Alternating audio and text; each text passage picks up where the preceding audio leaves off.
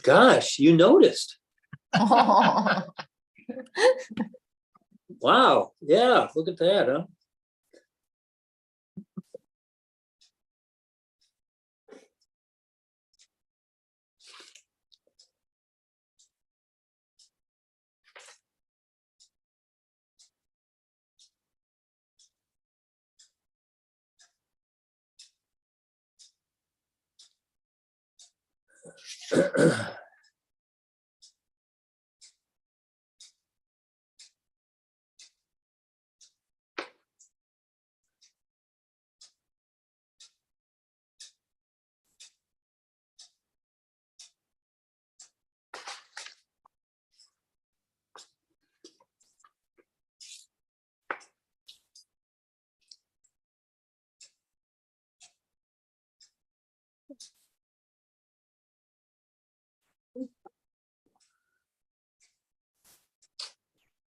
Okay, Piper, are you ready? We're ready. Okay. Welcome, everybody. We will call to order the HARC meeting of August 16th, 2023 at 5:30. It's a hybrid meeting at Rebecca Hall. To join by phone, dial 301-715-8592. And the ID tonight is 892-8179-5500. Passcode is 164444. Let's see, with us tonight in staff, it looks like we've got Jonna, Piper, Erica, Allie, and that's all I see. And we'll do the roll call of the short five here, starting with Kiernan. Kieran Lannon. Stacy Lake. Bob Mather. Christopher Parr. Thanks for coming. Do we have a motion to approve the minutes of our July 19th meeting?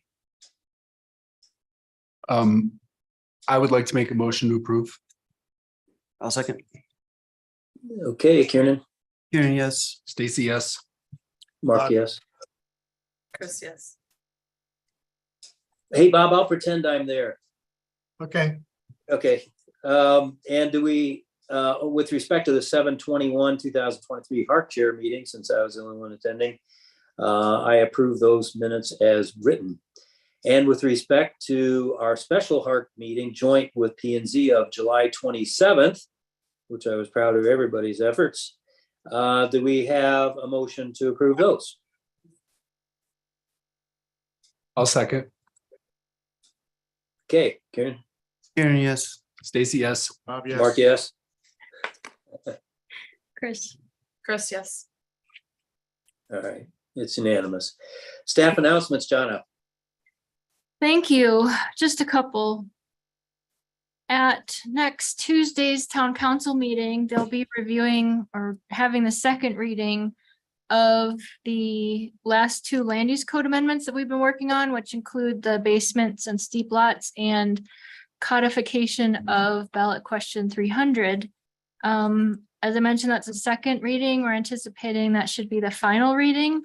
If approved next Tuesday, those changes will go into effect once the notice is published in the paper, which would likely be Friday. So I am anticipating that the suspension of applications that we've been under since March would end probably the end of this week.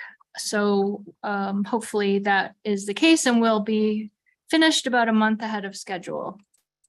Great. Yes. Oh, And wonderful. then, yeah, thank you. And then on the September 12th town council agenda will be the review of the HARC annual report, which I will present to you later this evening after this final or after this first public hearing item. So that's what's coming up. I'll also mention that the HARC Awards will be presented also next Tuesday, which include Chris and Matt from our board. So if you can be there, that would be great to receive your award. It'll be right after lunch. Yeah. So about 1 o'clock on Tuesday. Very good. Was there any, since they voted unanimously to pass the land use code changes, was there anything substantive about some legal language that maybe Kevin was considering adding? They didn't have any changes. Council didn't have any changes. We added the language about the suspension ending upon approval of the land use code amendments. And Ally had a couple of simple edits that we made for the second reading, but nothing substantive. Okay, thank you. You bet. All right. Very good. Well, I guess let's get started with our one and only public hearing. Now, you want to put the reminder on the screen? Yes. We don't have much audience here, but Oh, I'm sorry. It's okay. I will share that here now. Okay, can you see that, Mark?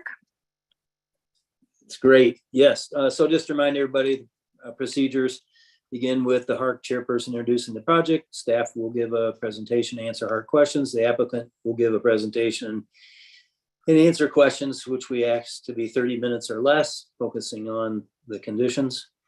Since this is a continuance, the public will be invited to make comments on this specific project. 3 minutes or less per person is encouraged. The dialogue between the public, applicants, and HARC members is not permitted. The applicant may address any comments made by the public, and then we will end public comment. The applicant may review any comments made by the public, and HARC members will then deliberate and vote. So we'll go ahead and introduce the first and only public hearing project tonight. It is at 577 West Columbia, Lot BR. It's continuation from the June 21st meeting. Consideration of a small scale new construction in the residential zone district, which will contain more than 2,500 square foot per land use code 7203B1A1, and insubstantial scale new construction in the residential zone district, which will contain 950 square foot or less of floor area per land use code 7203B1C1. Legal description is Lot BR, Block 10, West Telluride Edition, at 577 West Columbia. The zone district is residential. Owner is 577 Telluride LLC. Applicant Stephanie Helfen and Chris Papar, and staff member Erica Jensen. And Chris, I guess you need to recuse. Oh, yep, need to recuse. Okay, thank you. Okay, all right. This is the final small scale review at 577 West Columbia. This project was continued from the June 21st HARC meeting. And we received today public comment from Mike Thiel. Did everyone have time to review these comments? Great. Okay. Yes. This project is located in the residential zone district in the East-West Telluride treatment area, as well as the River Corridor overlay, which means special care needs to be given to certain aspects of the project, like light spill and the wetlands. It is located outside the historic district, but is directly adjacent and has many rated structures in the vicinity. It is the new construction of a 3,931 square foot primary structure and new construction of a 340 square foot garage. In June, the project was continued with 27 conditions. There are now 6 conditions. I'm going to do an overview of how the conditions were met. I'm not going to go over each one since many of them are related to each other. So many of the conditions referred to issues around mass and scale. The Davis Street facade was broken up by a more substantial break in the ridge line. Originally, it was only 7 inches. It's now 1 feet 7 inches, and a small deck was added on the northwest corner to help with stepping down. And the use of metal siding also helps with the mass and makes the facade appear smaller instead of the heavy stone that was used. Revising the materials and eliminating the large stone form has helped with the massing. The retaining wall, which was originally around 5 feet tall, has been raised to be 30 inches tall. And these changes help bring down the mass and also better relate to the pedestrian scale of the neighborhood. Also on this slide, you can see how the windows on this facade were revised to be more of a traditional shape and placement, and the secondary entrance was simplified so now that it looks and functions as the secondary entrance. Many of the conditions referred to the glazing and doors on both the primary and secondary structure. Originally, both structures contained a number of windows that were untraditionally tall and skinny. There also did not seem to be a traditional window to wall ratio, and the large area of glazing on the doors created inappropriate large surfaces of glass, especially as the house faces the creek.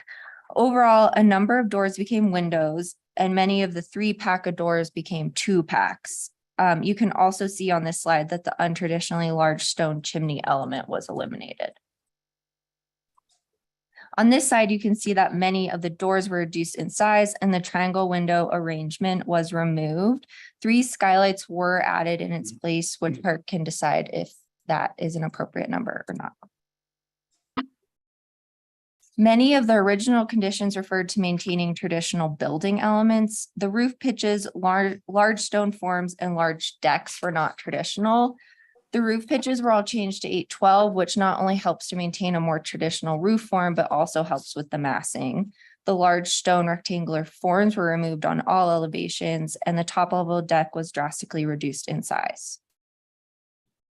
On the screen now were the originally proposed setbacks. The only setback that HARC had an issue with at the June meeting was the west side yard setback. The applicant was proposing 7 feet 2 inches when the required setback was 15 feet or the average of the block because this is a corner lot. After a study of the neighborhood, the setback was increased to 10 feet 8 inches. So on the screen are the new setbacks. The west side yard setback is 10 feet 8 inches. The east has been increased from 3 feet 8 inches to 4 feet, and the rear has been increased from 5 feet 2 inches to 6 feet. One of the main concerns in June was how close the deck and building components were to the 5-foot absolute wetland setback. Condition number 18 was to increase the space between the wetlands and the first level deck. The space actually decreased, and as you can see from the slide, the in-ground hot tub is now directly abutting the 5-foot absolute wetland setback. There was probably about 2 feet before, and now it is directly adjacent. Condition 18 has been retained, and a new condition has been added stating to move the hot tub to be located further away from the 5-foot absolute wetland setback to better protect the natural habitat in Cornet Creek. The roof forms on the previous proposal, especially towards the rear of the lot, were complicated intersecting forms that did not relate to the simple gable forms typically seen in Telluride. And as you can see now, the roof forms have been applied to intersecting gable forms, and the orientation on the ridge on the northeast corner was also changed. On the north facade has also been simplified and better steps down to the rear of the lot. So listed here are the 6 conditions. 3 of those conditions were retained and 3 are new conditions. As discussed, one of the new conditions is to move the hot tub to be located further away from the 5-foot absolute wetland setback to better protect the natural habitat at Cornet Creek. Because of the substantial changes made by the applicant, staff has found that the application is now substantially compliant with the design guidelines and is recommending approval. There are still concerns around the space between the wetlands and the building deck and hot tub, and which is addressed in 2 conditions, but many of the issues are outside the purview of HARC and will be reviewed by the planning director. And I'm happy to answer any questions regarding the project, specific conditions, or the new conditions before we hear from the applicant. Okay, questions for Erica? No. Okay, I have 2. You noted the skylights, that 3 new ones appeared and asked us to look at it. Did you find that number perhaps excessive, 3 together? It's a fairly large house, so there's 3 skylights. I believe there were 4. Maybe those are the only 3. There's 3. So there's 4. Yep. Oh, yeah. There's one on the rear. So it's a fairly large house, so I don't think the number of skylights is necessarily a problem, but normally HARC doesn't like to see so many clumped together. Yeah, the 3 in a row. That's what I was looking at. Mhm. Okay, and were those 2/3, the doors are now, there's several sets of them on that south elevation, are now 2/3 light? Yes. All the doors are 2/3 light. Okay, and my last question kind of relates to Mike Tiley's letter that we got. And the old conditions 1, 2, and 3, revise the Davis Street to better relate to historic proportions. We talked about the roof changes, the break in the ridge line, the more verticality. And then stepping down to the street on Davis and Columbia. Do you think then, since you didn't list them, that those were sufficient enough to comply with those guidelines? You have no concern? I think the guidelines were sufficiently met. I do think this is a very large lot. So the facades are larger just based on it's a much larger lot than we typically see in town. Okay. All right, well, we'll move on and hear from the applicant. If you Mark, could I do share have your- one. Oh, I go decided I ahead. have one question. So Erica, on the south facade or the front facade, there's a I don't know what to call it, a rafter or a bent. It's an exposed roof rafter. Yes, yeah. At first that was a little hard for you to pick up because in one elevation it looks like a column and in the other elevation it looks like a shadow. But anyway, I looked through the guidelines. I didn't really see a guideline that spoke specifically to any sort of building form like that. On the one hand, it's a roof element. Mhm. But the roof elements mostly talk about form, and this is a mirror or a shadow of a gable form, so I don't have an issue there necessarily. Policy 26 architectural details talks mostly about avoiding details that confuse history, and I don't think this in any way would be confused historically. I'm just wondering if you considered that and tried to find a guideline that spoke about it or not. I didn't find it problematic. I think because it mimics that gable form. It's a pretty simple form and it's not like a lot of times we see spindles on new construction. We're like, no, that's not appropriate. I thought because of the simplicity of the form and how it mimics the gable, I didn't find it problematic. Okay, thank you. Okay, well, we'll hear from the applicant. Hi, how are you? Thank you so much, Erica, for presenting, and thank you, everybody. This is Stephanie Halpen. Let me share my screen.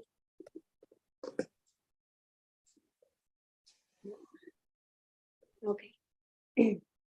So I really have to thank Erica and staff in general for helping us through the process. It has been long but very, very, I think, successful. So I'm going to tell you a little bit of additional information other than what Erica just said. Here you can see really an isometric view of the lot in general. And I think also something important in order to, and I know it's vegetation, but something important is sometimes we see these facades without all the vegetation that comes along. And once we see it with it, I think it'll also help the neighbors basically visualize. Here we can see the streetscape of Columbia. So what we have in the neighboring properties, here we have Davis Street, and again, what's next to it. Next month, we will be presenting the next project, the second one, 160 North Davis. Here you can see the elevations with the vegetation included, which I think it's important because it also, we're proposing to add a lot of trees, which since, and if you saw the photos of the existing lot, it's full of vegetation, which is something that we truly love and want to preserve as much as possible. So we're adding a lot of vegetation on the setbacks, basically. So here we have the west elevation, Davis, and here's the break that Erica mentioned. Here's the views with the trees. Here we have the south elevation. Also another change that we did in regards to the materials. There was a concern that we had used a lot of the metal, so we switched it as recommended by the board the last time we presented, and we only have small elements in which we have that metal. So basically now we just have it in this volume over here, and then in this part over here to counteract that. the last time we had it in the entire first floor. So that's another change that we did in order to address that concern. Here we have the views, different angles, different perspectives without the tree, so you can see the house in more detail. We also changed the handrails in order to be more solid. Eliminated all the wood, the stone elements. Here's another view. Another important change was the simplification of the roof lines in this particular part of the property, the northeast, that was very complicated. And the reason we grouped the 3 skylights here is because, first of all, that volume is the furthest away from the street. So we thought that would really help being farther away. The other reason is because that's the most beautiful view from the house to the mountain. So that's another reason. It's all surrounded by the tree. So we thought it was the place where it would be of less disturbance to the neighbors. We kept it at 4 skylights as recommended, that we don't have more than 4. So we have one over here in the rear. You can see it over here. That basically looks at the beautiful mountain to the north. And then the 3 here, that even though they're next to each other, they have their own separation, of course. They're at the typical size of 2x4, but we would really love to keep them there just because of, first, you can see that the distance from this point to Columbia. It's also protected from Davis with the volume of the house. And then near the creek, we have a lot of the vegetation that it's still there. Then continuing with the site plan, as Erica mentioned, now we have a 10-foot 8-inch setback, which was determined on the last meeting when we presented the other project. We increased the rear setback from 5.2 to 6 in order to have a more comfortable space for the storage and for the trash. And that's something that I discussed with Erica, and we met to discuss, to try to see what would be the best, because since we don't have an alley, if we could actually get somebody to service the trash from that point. So it would be something that I would appreciate leaving as is right now, and then working with Public Works to see what would work better, but we do have the space to accommodate here. So what happened, and we increased the east setback, as Erica mentioned, from 3.8 to 4, which was Erica's suggestion, so we did that as well. We have a 17 2-inch setback from the south, so the front, which is an additional 2 feet 2 inches than required. The reason why, even though, so one of the comments was to reduce the deck size from the last project to this one, and it was actually, I did the calculation when I presented it to Erica, it came down from almost 600 square feet to 340, I can tell you exactly, give me 1 second. But the reason why it's closer, I'm gonna share differently so I can open that, so we can look at that. Give me 1 second.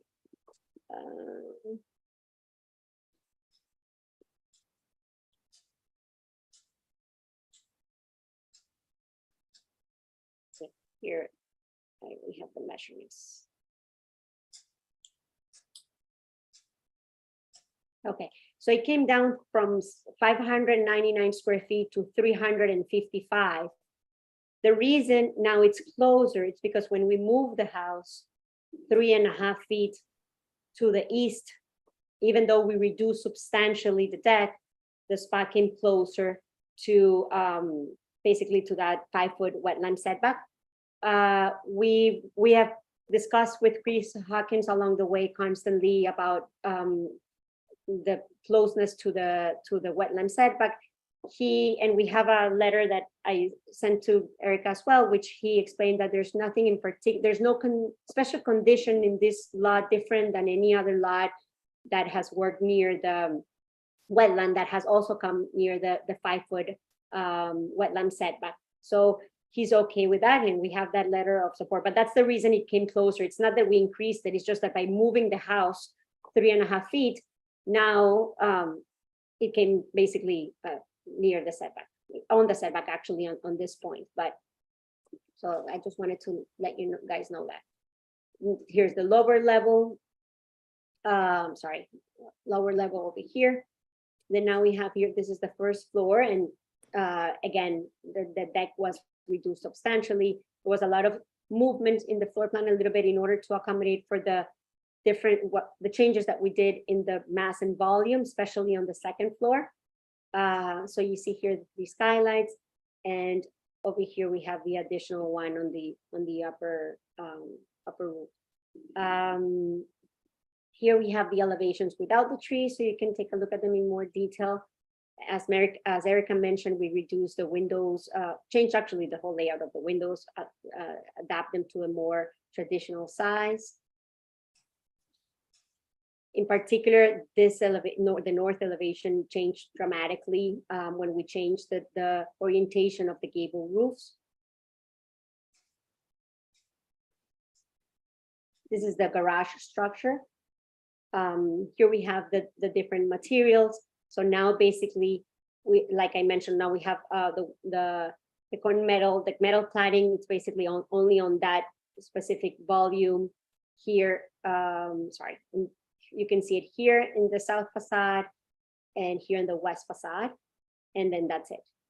And then we have the white stained wood, the dark stained wood, and we also changed the material for the accessory structure for the garage in order to make it, to differentiate it from the main structure. So we're doing a barn wood, weather H wood for that structure. So it's different, and we're also changing the roofing material to a corrugated metal. So it really makes it look very different. Here we have the areas calculations. Here we have the exterior lighting plan. I believe we had reduced the sconces. Now we have one in the one. So these two, actually, these three are step lights, since we have a lot of steps going up because of the height difference. We have the wall mount sconce over here near the entrance. So we have 1, 2 on the I would say the corner, and then inside we have 1, 2, 3, 4 on the decks. Then in the rear we have 2 as well. So we'd be open, of course, to if you want to let us know what kind of reduction are you looking for. And then upstairs we only have step lights. And then here we have the landscaping plans, and we were showing the additional aspen trees that we're adding, not only, of course, in the west facade, but also in the south facade. We're keeping, of course, all of the vegetation that is near the creek. And well, here we have the plan for the right-of-way improvements. And that's about it. I'm happy to answer any questions you might have in the project, and any questions you might have in general. Okay. Who would like to go first? I have a question, more of a question and comment. I appreciate your comments about preserving as much of the landscape here as possible. I walk my dog by here several times a week, and I'm just impressed with the amount of vegetation there. And I know when they do surveys, they only go down to a certain size tree, it's 4-inch caliber or whatever it is. And there's a lot more there than what is shown on the survey and on your landscape plan. I just want to make sure that preservation of as much of the landscape on this property as possible is really, really important to me, and I think to the town, because you walk by there and it's, it's a forest. And I think to remove what you need to remove to build the building, but protect as much of that as possible, including the shrubs, including the smaller trees, etc. Of course. Can I answer that, Stephanie? Sure. Per our land use code, trees on, I believe, aspens under 3 inches in measured at breast height are not protected. I understand that. I'm just saying that this is a tremendously heavily vegetated property. And I'd like to see as much of that preserved, take out what you got to take out to build the house. But anything else, I think it should be, particularly along the wetlands area along the creek, should be a little extra effort to preserve as much of that as we can. You definitely, that's what made us fall in love with the lot, and we are definitely preserving as much vegetation as we possibly can. Thank you. Okay. Other questions?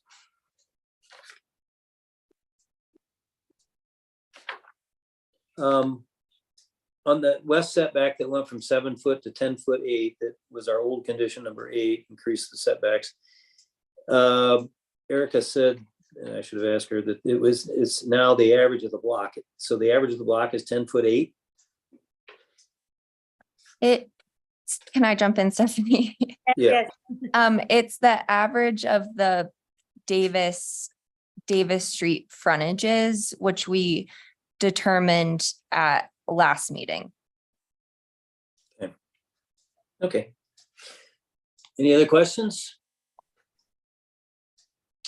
Okay, we'll hear from the public. Anybody out there? It looks like there could be somebody on a phone. Would you like to call in, or we can unmute, or dial *9 to unmute yourself? *9. It's an area 202, Washington, DC, or no, where is that? I don't know. Oh, they've got their hand up. Okay, Piper, can you unmute them? And They need to push *9 or *6, I'm sorry. oh, I thought it was *9. No. *9 is to raise your hand. *6 is to unmute yourself. Okay, yeah, *6. Sorry. Go ahead. Area code 202. We'd love to hear from you.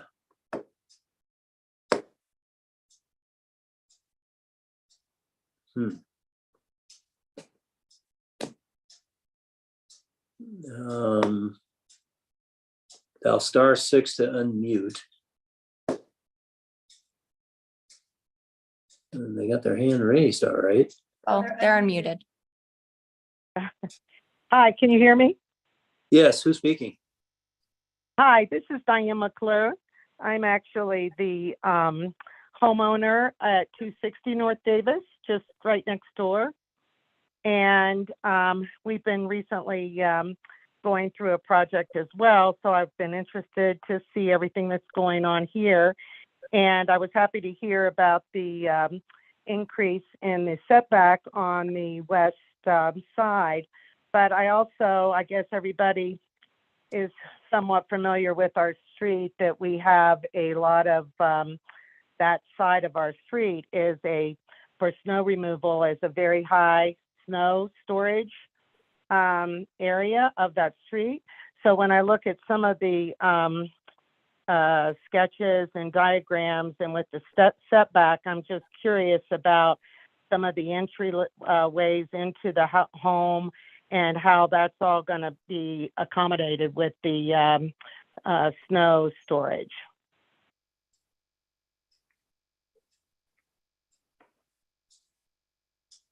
Okay, we'll hear from the applicant in a minute. We can't have direct dialogue, but we'll remember your question.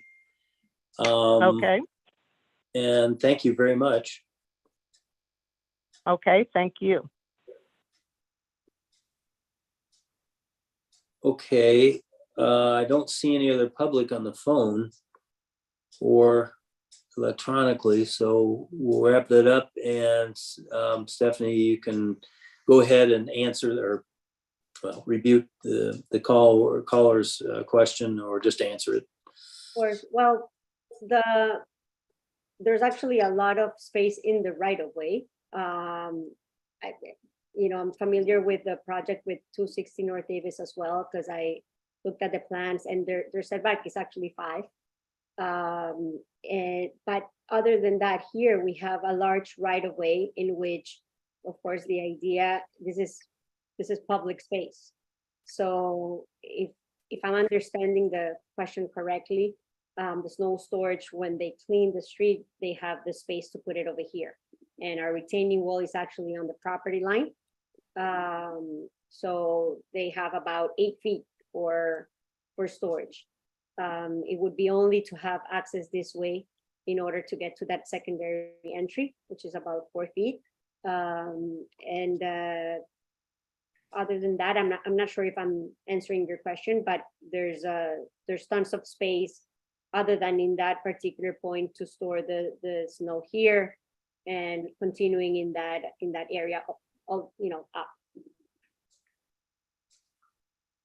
Okay. Okay. All right. Okay, we'll go on to deliberations, and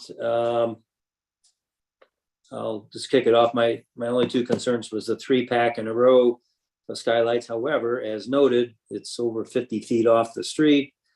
I don't know how the rest of the board feels about it. And then my only other issue was the setback went from 7 to 10 foot 8, but I think 15 feet is the standard, but are we all good with 10 foot 8? So I'll just ask those as two questions for concern, and any other concerns that you have, please put them on the table with regard to the proposed 6 conditions. Can we go first? Sure, Bob. Or Stacy. I'll go first. Regarding conditions 1 through 6, I think they're fully appropriate, nothing to add or change there. Skylights, I could see it both ways. As you noted, the location of it minimizes the impact of them being a 3-pack. So I mean, flip a coin. I don't think that's really what we do here, but I could see it that way. And then I think the setback as presented is approvable. Thank you. Mark, I pretty much have the same things to say. I'm not super concerned with the 3 skylights. As has been mentioned, they're substantially set back from Columbia. They're definitely an improvement for the triangle windows that were there previously. I think the setback from Davis is compatible, or has been demonstrated that it's compatible with the rest of Davis.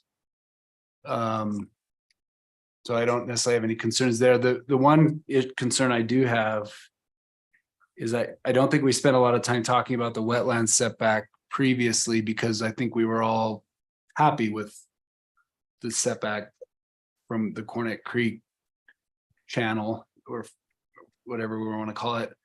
I'm a little perplexed that the house, it appears, was mostly just picked up and moved east, much closer to Cornet Creek, and in fact abutting the 5-foot setback. I'm not sure that was our intent. I can't speak, I'm not going to sit here and speak for the board, but I personally was hoping that the relationship to Cornet Creek from the previous submittal would be retained a bit more, as opposed to what's happened here, where the whole house has just simply been moved east. Indeed, the square footage increased by 17 square feet, whereas I was anticipating a possible slight reduction. I read Chris Hazen's letter several times. I clearly understand where he's coming from with the way that the creek there, it's not a wetlands the way it would be out on Colorado, North Colorado Shadow Lane. That wetland is kind of more of a meandering flat wetland that is more of a wetland. So I guess what I'm trying to say, the long and the short of it is, I'm comfortable reducing from 25 feet, but I'm not entirely comfortable slamming right up against the 5. If that is clear enough. I am happy however, with all the other revisions you made. I think you did a wonderful job of addressing the other 24, 25 conditions. Stacy, were you good with the 3-pack of skylights? Yeah, I don't have an issue, Mark. They're set back substantially from the street. Again, they relate to the doors below well. Okay. Okay. Chris and Bob? Yeah, I'm in agreement with about the skylights, and the other skylight faces the next property. And so none of them are gonna be really that visible to the public. I've brought the old drawings with me to look at the landscape plans to compare them, and yes, it has particularly the north east section of the house is closer. There was a big fireplace there, I guess, that bumped out before, that's gone. But you still got, it's probably a few feet closer than it was before. As Stacy said, it looks like they just picked it up and moved it over a little bit. Well, there are some changes. I totally agree about moving the hot tub and the deck. I think they could rearrange that a bit more and get it a little bit further away from the wetlands. That's all I have. Everything else I agree with on the motion. Chris? Chris is recused. Oh, that's She's on weird. the team. Yeah, sorry. Of course, I can't see everybody. Well, no, I can, yeah. Well, it sounds like everybody's good with the motion. As is. Oh, well, except for maybe, well, we don't want to push the house back to the west, but there's at least 2 votes for taking a few feet off to move it back to the west when that hot tub area is there a consensus there, or where are we? You're talking about reducing the floor plan, particularly that northwest Yeah, end, the living room area. yeah, that's what I'm hearing. I think that would be helpful. Yeah, as an architect who's worked here in town now for a dozen or so years, I'm used to not getting everything. And in this project, they've gotten their 25-foot height, which I might caution against, by the way. We usually tend to leave ourselves an inch or 2 buffer depending on how the ridge, ends up being constructed or whatever, but they've got their height, they've got their site coverage. A little bit more respect for the Cornet Creek wetland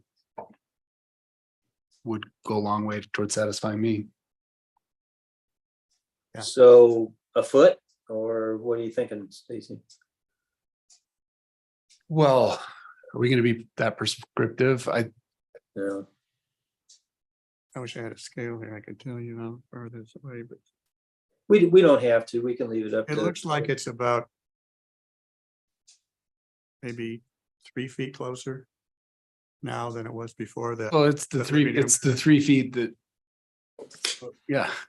Well, they took out the other side, yeah, or they moved it. No, it's not gonna fall back. I don't think it would I- destroy the design to move that back 3 feet. Well, maybe we won't be prescriptive and just say they've heard us set it back and you want to let Erica then decide when she sees what it looks like, or it looks like we're headed to a motion. Just wanted to clarify before we get to the motion. I don't want to speak in feet and inches, but there's a big difference between some inches and 0. And right now we're at 0. It's right at the 5 foot. Okay. All right, well, Stacy, do you want to make the motion? Oh, sure. If What? you are going to add a condition, I would recommend adding in that condition that the west setback cannot be reduced. Yeah, right. I wasn't, well. Sure.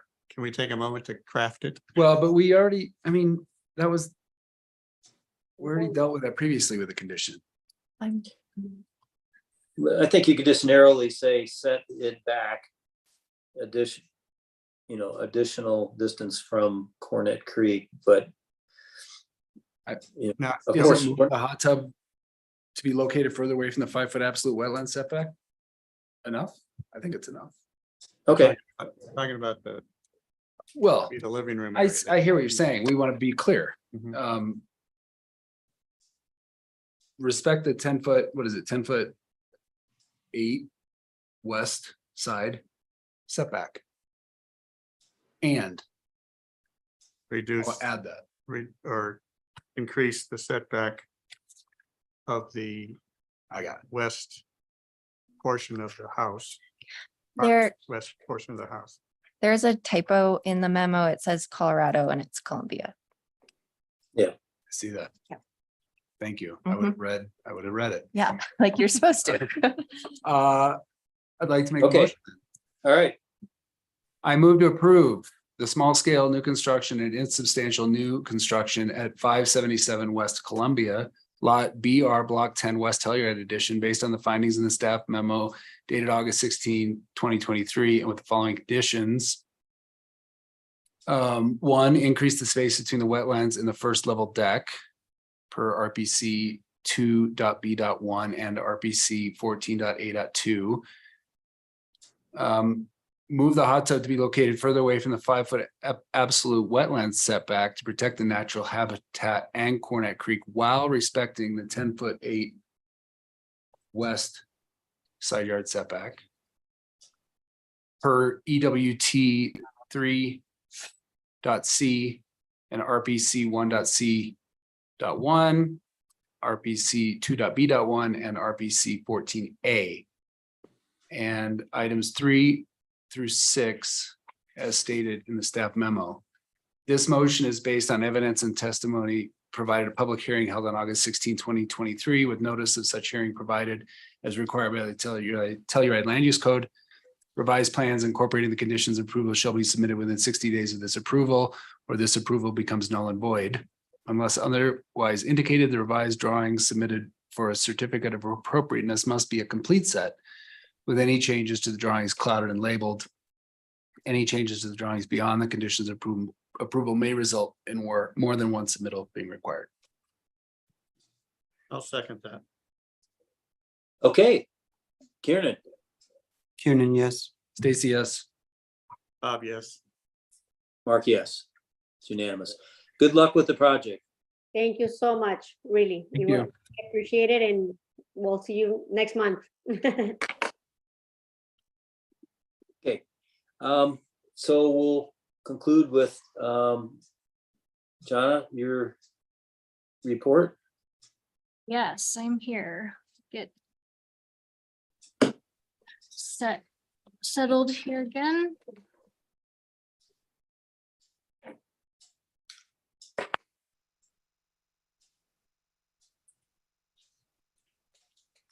So the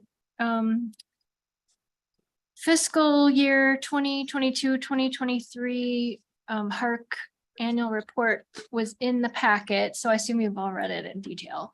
But I will go over the highlights, and then once that's completed, I'll ask you to vote to accept it prior to it going on to town council. The HARC annual report is required by the land use code to be presented to town council each year in September. So as I mentioned, this will be presented to town council on September 12th. This report covers the period from the last year, from August of 2022 up until July 31st, 2023. I'll mention that we also submit a similar report to the state each year, which is a contractual obligation with History Colorado for our certified local government status. It's a little bit different format. Some of the data is a little bit different, but this is the report that we provide in September to town council each year. So we report and track all of the land use code amendments that we work on throughout the year, and those that HARC provide reviews and recommendations on. There have been many, as I'm sure you remember. Back in December of last year, we changed some of those requirements for reviews and recommendations that HARC was responsible for.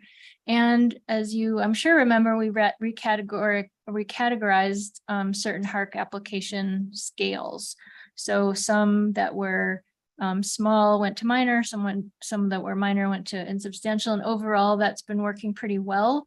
We're changing one of them back to small scale, those which will be affected by the hillside changes. But that's otherwise, I think it's been working pretty well. Also in March, we did land use code amendments revising the public noticing requirements and deadlines. We had varying deadlines for public noticing requirements. We've made everything pretty standard now to 15 days, which has helped applicants and staff track those deadlines. And then in May of this year, Town Council approved land use code amendments that revised the planned use development criteria, and then implemented the residential floor area maximum of 4,000 square feet in the residential commercial zone districts. We did a couple of work sessions with you all on those. Those were the first wave of items that came out of the temporary suspension. And then in August this month, we are working through those land use code amendments having to do with basements and steep lots and ballot question 300. So a lot of work on the land use code this year. We summarized the training that everyone has attended this past year. In February was the Saving Places Conference. Mark and I think were the only attendees at that. We attended virtually. And then in June, we had another online opportunity to attend a training for local preservation commissions through the National Alliance of Preservation Commissions, which usually does a pretty good job with their trainings. But if I've missed any, if you have attended a training that you don't see listed on here, please let me know. I try to keep a list, but it's not always 100% up to date. I'm sure you recall the HARC retreat that we held at the library back in February. The minutes from that retreat will be attached to the town council packet with the report. And then we held the retreat with P&Z and town council in April. No, that can't be right. It must have been March 27th because it resulted in the suspension of certain applications. So I'll make that. Yeah. It was I think it was March 23rd, actually. Does anyone recall better? Okay. Okay, made a note of that. No changes to the survey this year. I think we will be looking at updating the survey in the next year or two, time and money permitting. I've summarized everyone's appointments and terms on HARC. Mark's term expires in September. Chris's term expires in September.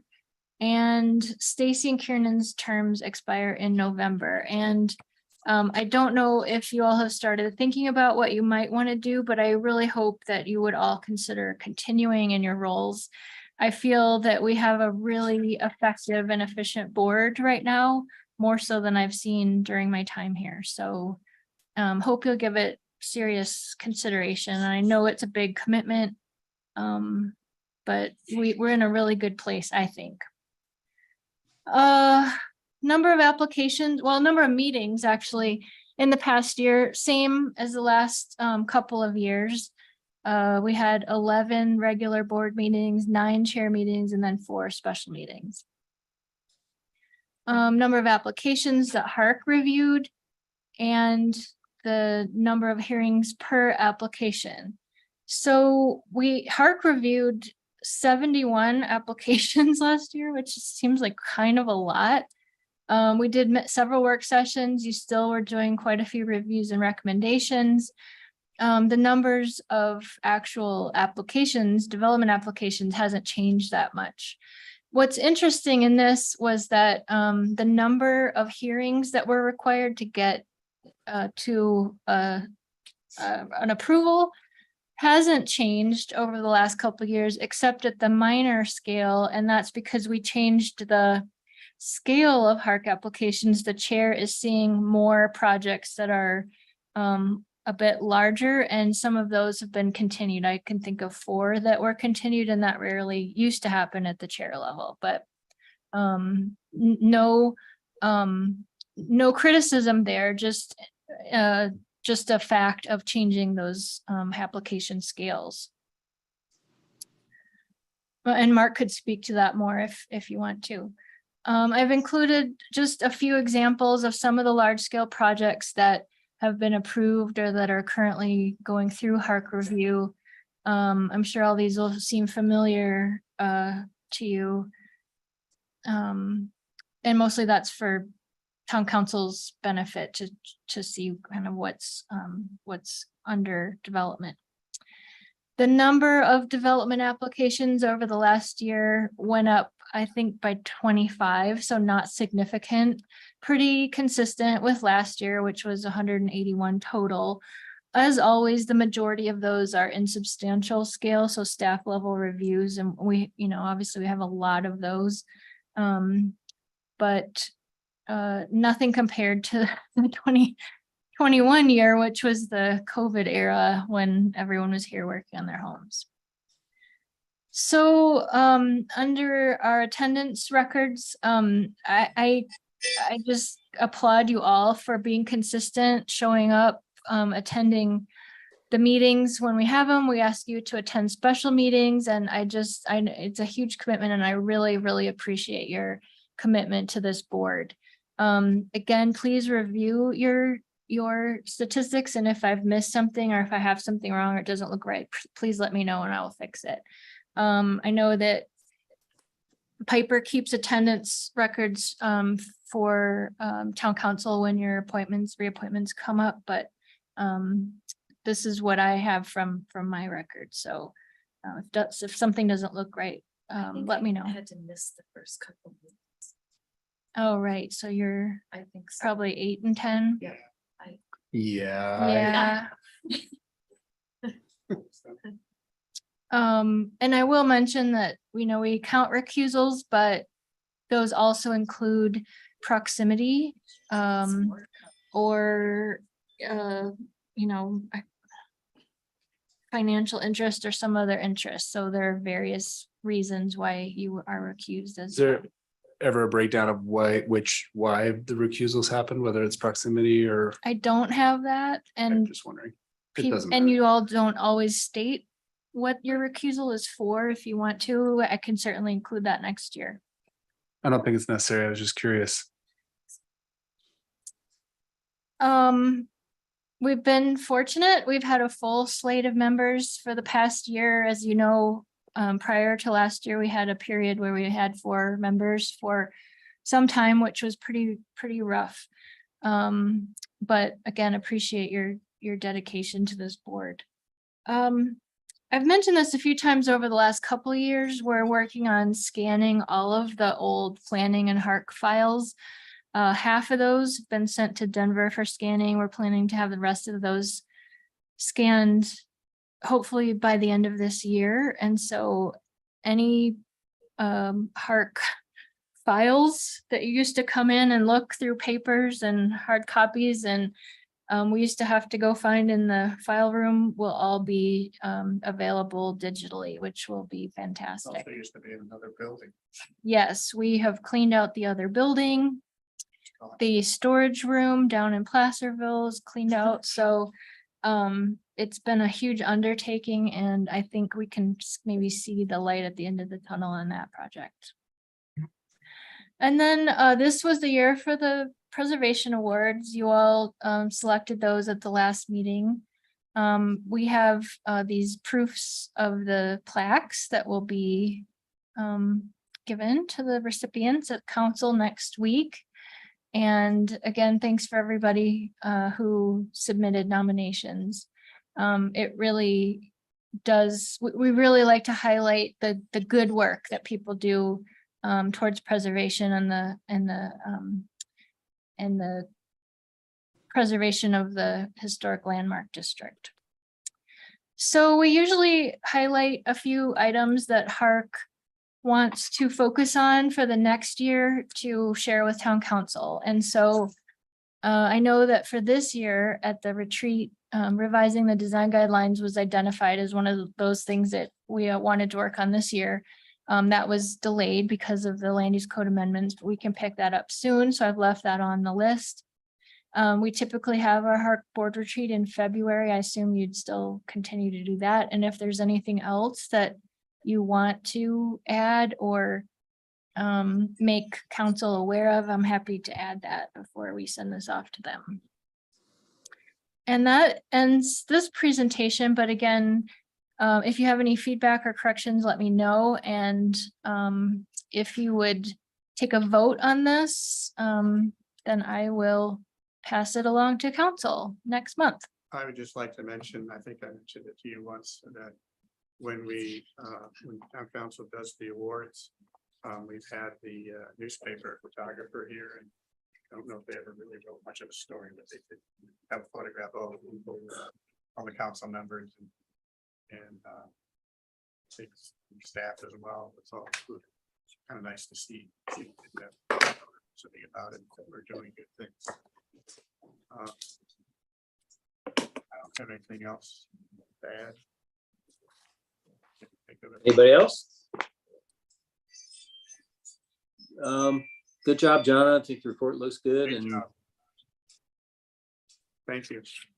and thank all of you for your service, echoing John's remarks. So unless there's anything else under any final business, Do we have to going once? We have to vote on this, right? Yes, please. Oh, yeah. Just formalize it with a vote. I move to, are we approving? Mhm. I move to approve the historic preservation annual report for 2023 as written. Kiernan seconds. Okay, let's vote. Kiernan, Kiernan, yes. Stacy, yes. Yeah, Chris, yes. Mark, yes. Oh, Yeah. thank you all. Thanks again. So any other new business anybody wants to bring up? I just want to encourage everybody that's their term is coming up to reapply. I like you all. Oh, thanks. We've had a good Okay. group. I think it works really well. We support each other, and I think we haven't gotten into any fist fights. I think it's good. So please do that. All right. Well, thank you, Bob. And thank you all. Good night. We'll adjourn at 6:32 p.m. Mountain Time. Wow. Thanks, Mark. Cheers. It's still light outside.